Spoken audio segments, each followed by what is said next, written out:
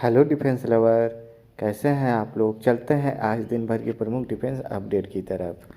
देश के light combat aircraft तेजस ने अपने पहले विदेशी हवाई अभ्यास में भाग लिया है, जो भारत की स्वदेशी रक्षा क्षमताओं के लिए एक महत्वपूर्ण विकास है।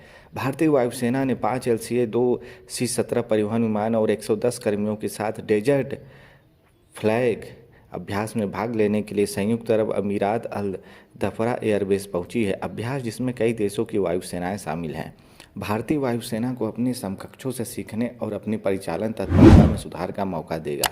LCA तेजस 17 मार्च तक पहली बार विदेशी हवाई अभ्यास में भाग लेगा, जिसमें PBR मुकाबले पर ध्यान केंद्रित किया जाएगा, जिसमें तेजस में अस्त्रा MK फर्स्ट की मिसाइल का इंटीग्रेशन किया गया है।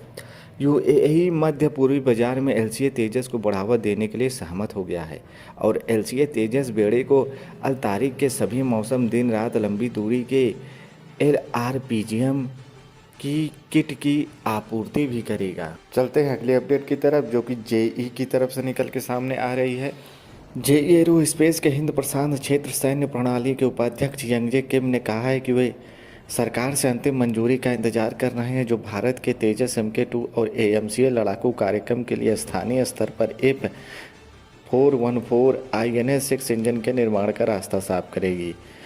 भारत में इस इंजन के लिए असेंबली ही नहीं बल्कि फुल टेक्नोलॉजी ट्रांसफ़र दी जाएगी। किम ने इस संदेह को भी दूर किया कि इंजन न केवल भारत में इंजन के पुर्जों की असेंबली देखेंगे, बल्कि प्रौद्योगिकी का हस्तांतरण भी शामिल होगा।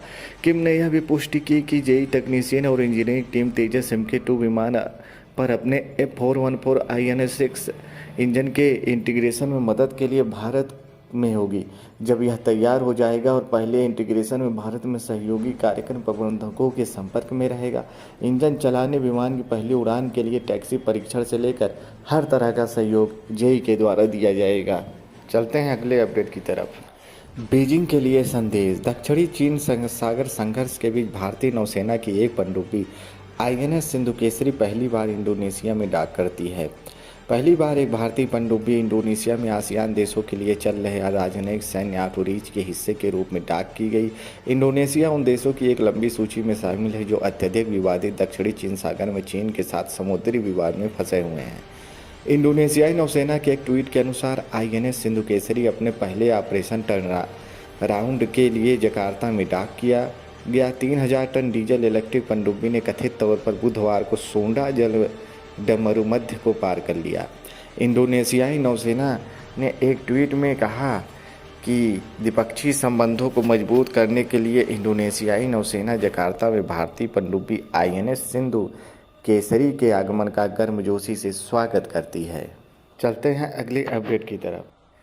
ADA तापस और आर्चर NG कार्यक्रम के लिए जल्द ही एक नया 220 हॉर्स पावर का इंजन लगाएगा।